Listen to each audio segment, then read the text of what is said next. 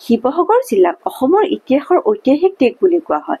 ইয়াতে ৰংঘৰ, কাৰেংঘৰ, তলাতল ঘৰ, তাৰ উপৰিও ইউনেস্কোই ডিক্লেয়াৰ কৰা কালচাৰেল ৱৰ্ল্ড হেৰিটেজ চাইট চৰাইদেউ মৈদাম আদি দেখিবলৈ পোৱা যায়। কিছুদিন আগতে মই এই কাৰেংঘৰত উপস্থিত হৈছিলোঁ আৰু এই কাৰেংঘৰৰ লগত ৰিলেটেড বিভিন্ন ধৰণৰ তোমাৰ তথ্য মই কৈ আছোঁ। এই কাৰেংঘৰটো শিৱসাগৰ জিলাৰ মেইন টাউনৰ পৰা 15 কিলোমিটাৰ নিলগত গড়গাঁৱত অৱস্থিত। 1540 চনত আহোম ৰজা শুক্লেনমুঙে বাঁহ বেতেৰে এই কাৰেংঘৰটো পোনপ্ৰথমে নিৰ্মাণ কৰিছিলে। পিছলৈকে এই কাৰেংঘৰটো ৰুদ্ৰসিংহৰ পুত্ৰ প্ৰমত্ত সিংহই ইটা বালিৰে নিৰ্মাণ কৰিছিলে।